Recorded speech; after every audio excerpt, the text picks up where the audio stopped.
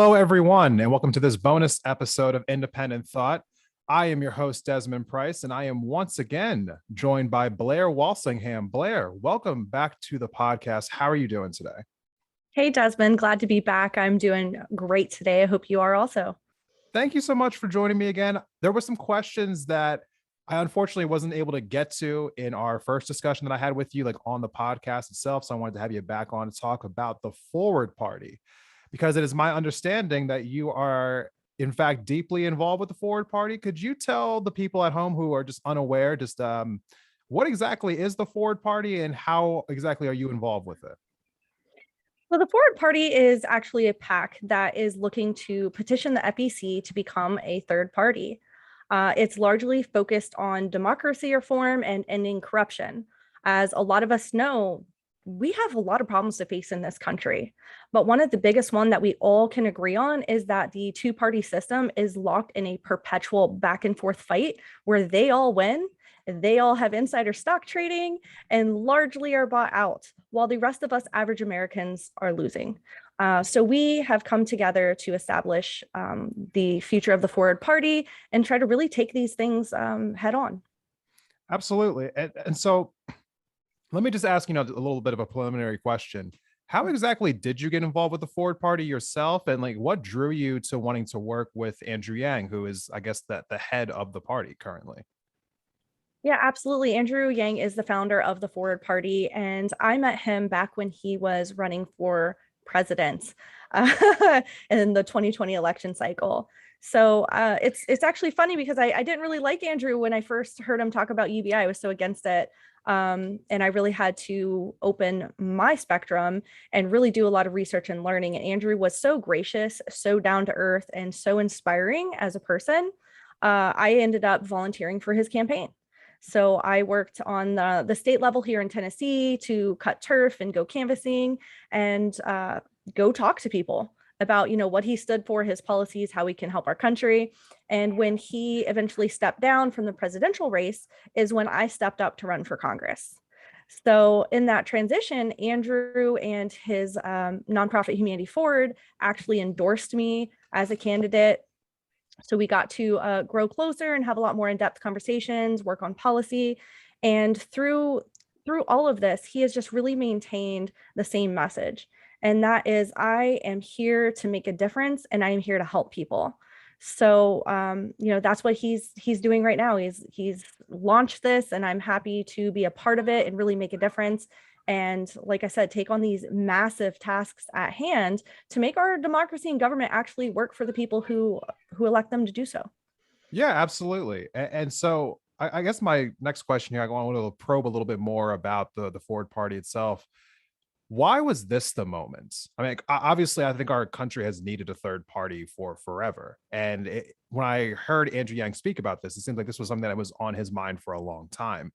Mhm. So why like this moment? Why not sooner? Why not later? Like, why pick now? Great question, Desmond. So, um, our country right now is more polarized than the Civil War. We are literally reaching Civil War polarization, where if we don't address this drastic divide, it does turn to violence, and we've seen that over the past few years with whether it's protest or counter protest of these events that are dangerous. And we have to do something drastic to manage that. And that means we need to provide a clear path forward out of this tug of war cycle. One thing Andrew said recently was even if he had become the mayor of New York City, that he was going to switch to independent. And he kind of always knew that. And a lot of people were really mad about this. They were saying, well, basically you're admitting that you lied about being a Democrat. And that's not the reality. I myself ran as a Democrat, but I largely didn't fit in the mold. I'm in a super rural red district and I had to fight a lot of battles. I'm actually out there on the ground talking to people. And this whole good versus bad, left versus right, blue versus red, it's really a false divide that's fed to us nonstop, pitted against one another. When you go out and talk to people, it's not only left or right. There's over 54 parties in this country, but there's not a clear path to success. So now is the time to address the problems that make our democracy non-inclusive It's a system that is set up to make you fail unless you're on the left or the right team, and that's not right. Most of our country doesn't actually fit in with one party. It's somewhere in the middle or a variety of the two or something entirely different. And all of those people's voices deserve to be heard and represented in our government as well. So the question isn't why now, it must be now. Okay, fair enough. So let's talk about what is happening right now. So the Forward Party has just launched recently. I think it was just, early last month. This should be coming out in November. And so let's talk about the pillars of the platform. Like, what Mhm. exactly does the Forward Party stand for? Like, how does it differentiate itself between the Democratic Party and the Republican Party? So the main goal of the Forward Party, the future of what will be the Forward Party, is to deal with government corruption. So we do have like 6 core values or pillars, and you can use whatever verbiage you want. But largely, we're saying that we really need to change our system, the way we govern, to be fact-based and to be centered around how good people are doing in America. And we call that human-centered capitalism. We want to know, are people happy? Are they healthy? Are they successful? Not only is our stock market doing good, that doesn't really reflect how we're doing in America. So the way that we want to make a effective and modern government requires a certain level of grace and tolerance, and that is one of our 6 pillars. So we're saying, forgive people for not knowing what they didn't know before they knew it. And I know that's a mouthful, but essentially, there's educational barriers. There's people who only watch one news station and they've never heard the other side. We're looking to break that mold and address democracy reform, and that really is what's central to our mission: making our government work for us. Um, Term limits, ranked choice voting, open primaries, ending gerrymandering. Just there's a plethora of things that we can do to really address that. Okay. And how does this like manifest from here? I mean, obviously, I'm sure that, like you and Andrew and several other people are probably trying to figure out what's next for the Forward Party.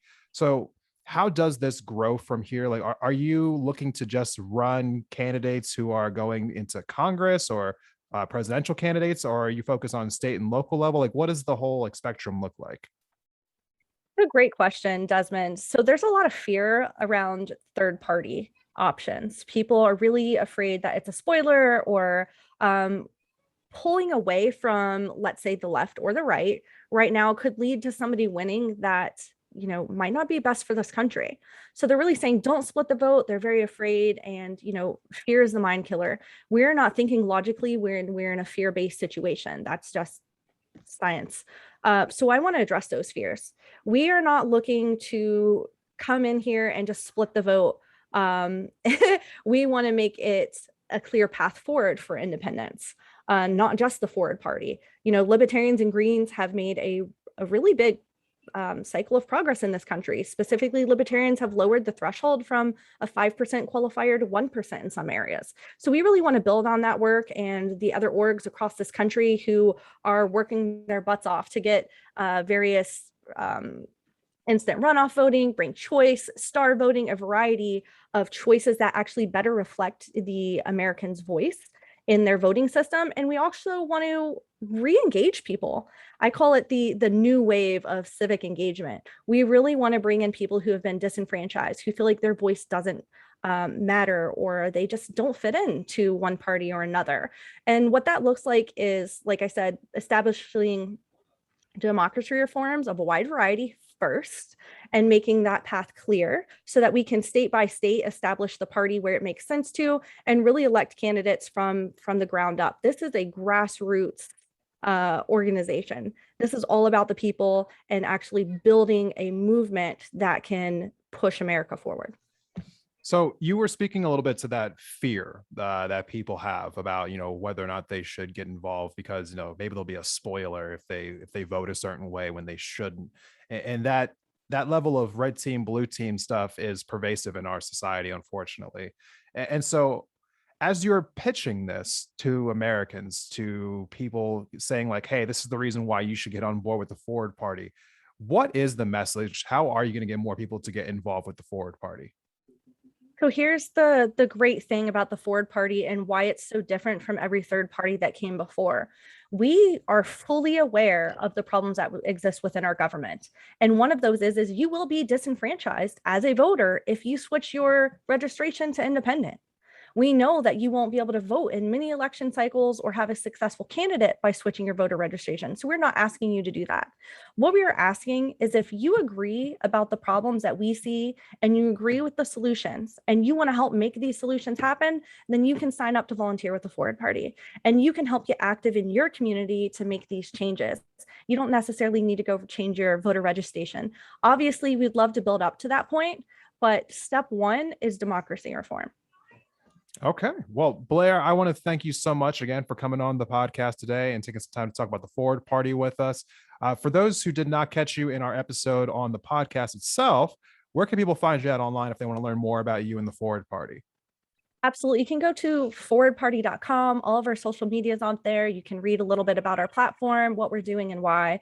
There's a great FAQ page that we will add to, especially by the time you're hearing this. There'll be more on there, but feel free to send us questions at info@forwardparty.com. We'll get to them as quick as we can.